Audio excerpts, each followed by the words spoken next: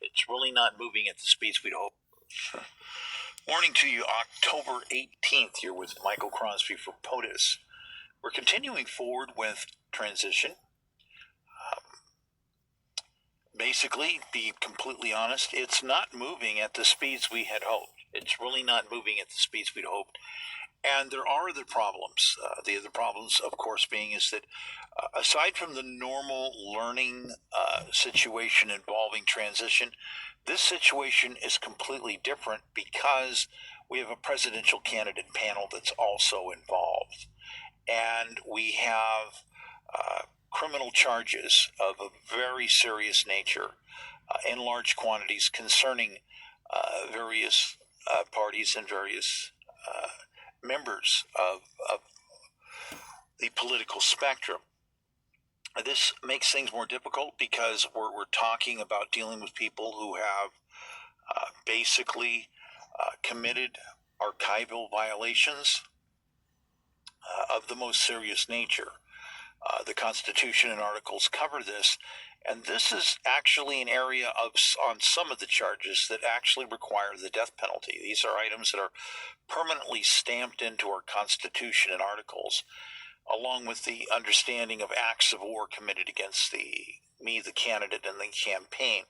So this brings about a different situation because you've never had a transition situation where it was just a transitional training, but there also has to be the security considerations as well as the processing for a presidential candidate panel.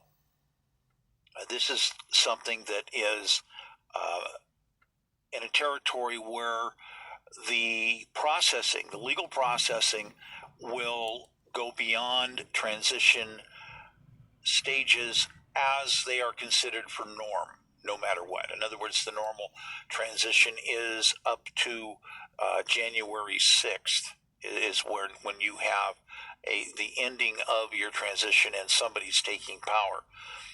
In this situation, it's completely different because you have the presidential candidate panel.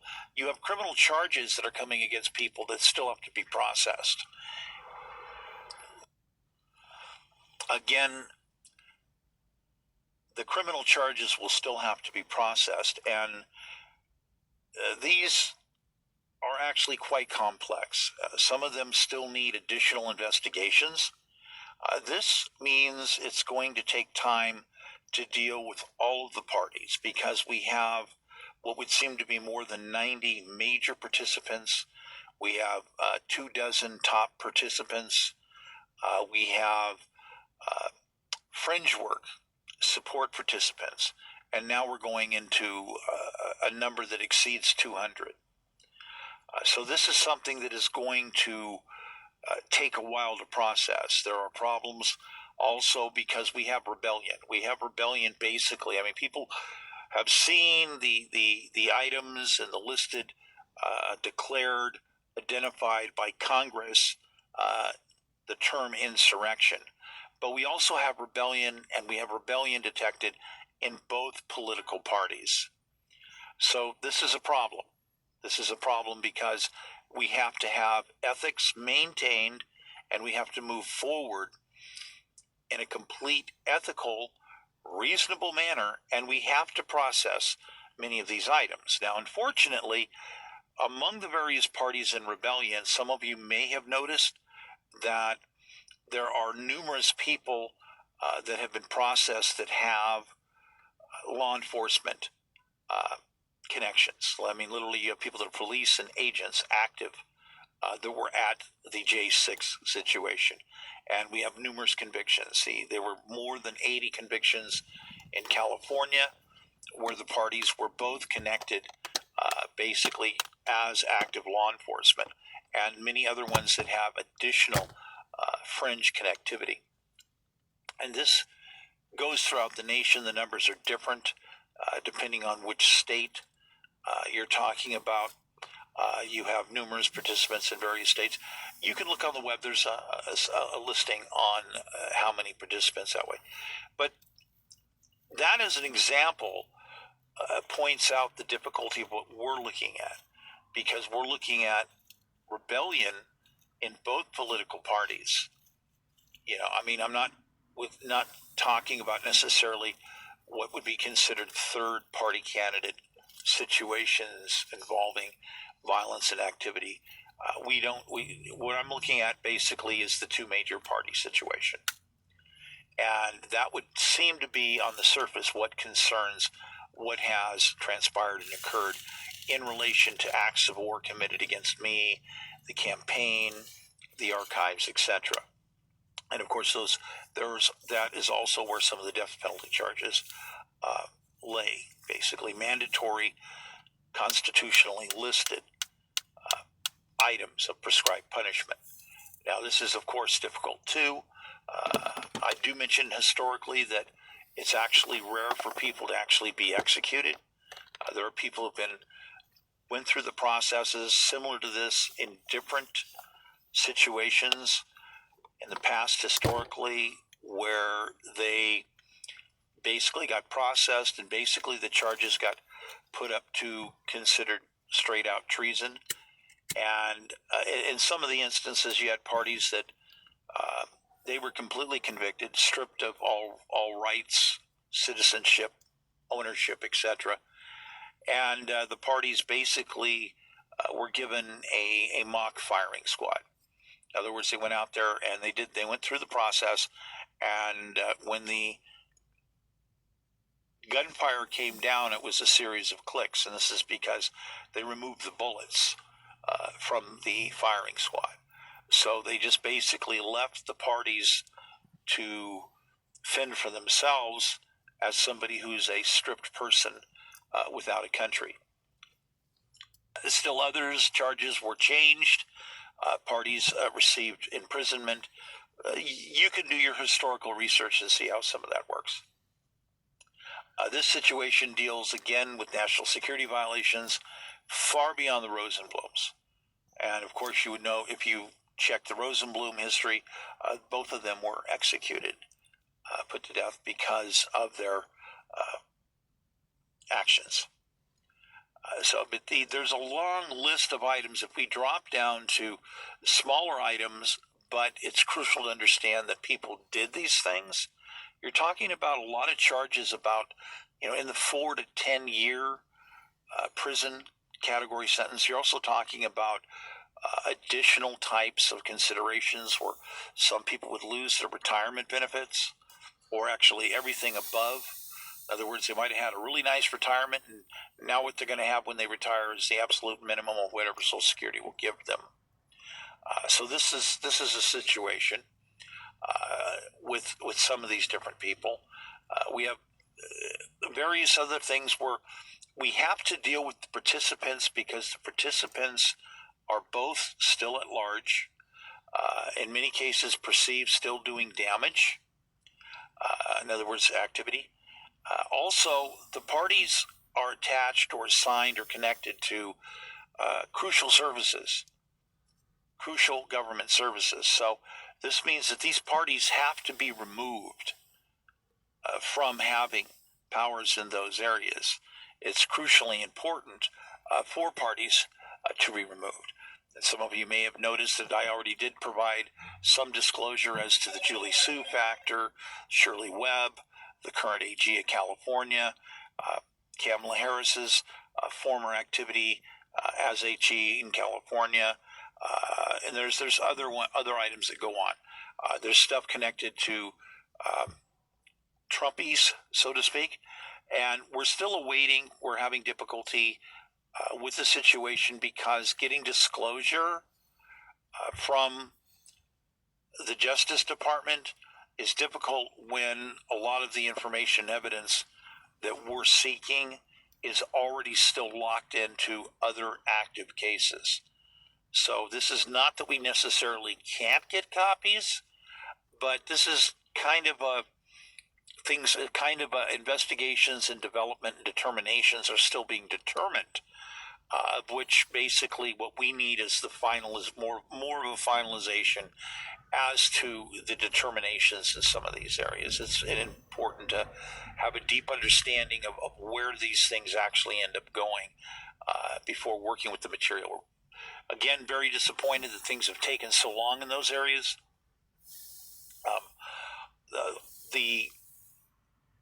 I don't want to go into all of the areas on those because, again, a lot of what we're talking about is allegations respective to certain people in which investigations have not completely finished, which means that the witnesses that have given information and various other things, we're running into situations where parties don't want to cooperate. Again, that's part of the rebellion factor, and this again both party situation. So this is not that we can't make certain determinations, but we're also having parties refusing to adhere to the mandatory roles of certain other commitments, such as funding, because the United States guarantees all costs. This is a constitutional area that some people don't understand. When you have invasion, insurrection, rebellion, presidential candidate declaring panel, all costs are covered, and we're having difficulty getting respect out of various agencies, where we're not even getting full disclosure from some of these agencies on different items that we're looking for. We're talking about phone recordings involving clear felony activity recorded right on the phone, involving members of the justice system. And they don't want to turn this over because they know that we'll prosecute. This is a problem. We have these parties that want to invent different types of processes than the ones that are originally prescribed. In other words, they do not want to adhere and follow constitutional law respective to the original filing and powers recognition. Again, they're in rebellion. So this makes things difficult as to the various types of determinations, because there's also a lot of confusion as to certain charges, because lower judicial courts handle things differently and they would do different styles of charges. We have repeatedly tried getting items to be dealt with in some part at these levels, but the prosecutorial factor of these various lower levels have not been cooperating. I mentioned a situation that involved a case filing. There's been several case filings. Federal court where the judge demanded and was coercing, stating that he would not handle the case unless all criminal charges would be dropped. Well, that's coercion, and we can't do that. It's not allowed. The judge didn't just break and make an error of law. The judge committed a doozy right there.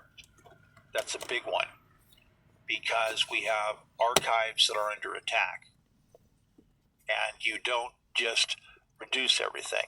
Basically wanted to reduce everything to a classification where they could spend 7-10 years stretching everything out, when the law is a mandate that says all of these certain key items must be resolved before the counting of delegates and or the certification is allowed. In other words, if they don't conclude what they're doing, their delegates can't be counted. That's what we have definitely in the state of California. The state of California, we're processing paperwork right now, trying to make determinations of exactly the steps. I've essentially been nice about being public about how it works. I've talked with various people in government as to what the meaning of certain things are. We actually have people that are very concerned. The Secretary of State of California's office knows that they've had repeated situation. We go through the checklist. They know that there's a problem. They know this, and their situation is that they refuse to pay, basically. They're stating they do not have the kind of financial capability to compensate. I don't want to go into all the levels of the discussion, but the Secretary of State's office knows that they're in danger, basically, that there is a foul registered. There are fouls registered, and that all the delegates of California basically are in the process of being impounded. They're all being seized because the state of California refuses to pay for the damage, because of their participation level percentage, which is the acknowledgement to every voter in the state of California as to what they did about the blacklisting of a candidate from, and by the way, this is not just one election period. This is multiple ballots. This is 14 million voters that have to get in writing disclosure that is signed and certified and blatantly admitted by the Secretary of State saying, yes, the state screwed up. This occurred. State parties, state members have done this. They don't want to turn over testimony against themselves. This is a problem. They don't have that option. That's not the way it works. And once again, that's not the way it works. So this is a problem because we have to, in order to get the campaign going back on the track that we're supposed to be, we have to restore 18 mobile broadcast RV archives. Essentially a total fleet. Around 40 vehicles in all. And we also have the damage process that we're the first to proclaim, the first to try to get out activated and going, yet we came under attack, as well as violent attack, multiple styles of attack. Julie Su, again, people will, if they will research it, will find that she has been connected in conjunction with $31 billion in fraud by design. This is a very serious matter. This also has other connotations. I have gone public with the understanding that money was given to people who are non-citizens who are located outside the United States, who have used that money to enter into the United States. And in effect, because of I believe it's motor voter in certain states, that citizens have a right to vote if they live in the state a certain amount of time. So there are deep questions about this because, you can't just gunshot $31 billion and have $14 billion of it go outside the country and literally just bring in potentially 1 million plus people and have them end up becoming voters that are in a demographic that says that 80% of them will become voters and become Democrats. This is a foul. Again, this is a foul. This is election rigging. It's creative, but the reality is there nonetheless. Now, I have shared information with the United States Senate, some members of the Senate. I've disclosed publicly on X with some of this material. And again, it's a very complex situation to move forward because there are still dangers. Once again, there are violent parties, and I do repeat, there are violent parties that are still at large that have still not been apprehended. And we have prosecutorial agents that don't want to cooperate, that were notified, that we tried to work with all along the way, that refused to work with the situation. This, again, is very, very bad. Now, once again, many of you that may have seen some of my other material, you have seen the photographs, you have seen the type of violence, the damage to the vehicles, to the RVs, to the courier vehicles, to the laptops, the burglaries, the damage, the theft of documents. You have seen this. This photographic sharing of evidence is unmistakable and has been repeatedly shared on X. This is not AI generated stuff. I do have factors in areas where I do AI generated stuff, and I think it's clear to people when you can see the difference between evidence photos versus AI generated material. So again, the transition factor here has an understanding that's different. Again, it's completely different because we have an actual series of attacks. We have acts of war against a candidate. This processing will continue regardless of whether we occupy the White House. And the way things are currently going, we can technically still file. Depending on the candidate and circumstances, we can still file. Hey guys, forget all you know about AI video. It's so over. And we have the new AI video model that is dominating. Did you really feel slighted when President Trump did not endorse you? Or do people like me, that was actually phenomenal that he endorsed you? Because he is, you got to get the votes right there. So I'll tell you how it happened, and then you can decide if I felt anything. So at 1 o'clock in the morning, someone called my wife to tell her that he had endorsed her. So she woke me up. Was you? Yeah, I think it might have. So she woke me up. She's like, "Are you awake?" Well, of course I'm not awake. I am now, though. And she says, "I have some bad news." And I said, "Did someone die?" And she said, "No, but it's almost just as bad." And so I'm thinking one of my kids is hurt, something's bad. And I said, "What?" And she said, "President Trump endorsed Steve." And I said, "Oh, that sucks." And I rolled over and went back to bed.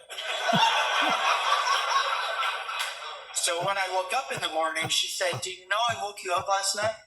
And I said, "Yeah." And she's like, "Well, how come you didn't react?" And I'm like, "Well, who cares?" And so the bottom line is, if I had an ego, which I really don't, it would hurt. Because of course I would want the endorsement from the president. And it would be pretty cool to say, the president of the United States endorsed me in this campaign. But the reality is, I didn't do this to get the president's endorsement. And the first thing I said to the first people that asked me, the first group that asked me, I said, "He can't get a vote." I don't care. I want people that can vote to endorse him. I want Californians to endorse him. So while I think it would have been cool, what happened since then, it has obviously been a positive for me. Because how I explained to you about he's not going to win in November, not only is no Democrat going to vote for him now, and you saw it on the stage the other night when all of them said something about the Trump-endorsed candidate. And they're only saying that to tell the rest of the Democrats in the state that you need to hate this guy as much as you hate Donald Trump. So it's going to work out better for us anyway. And I love my president. I voted for him 3 times. And who knows in the end, maybe he's going to tell us all he did it on purpose. I mean, who knows?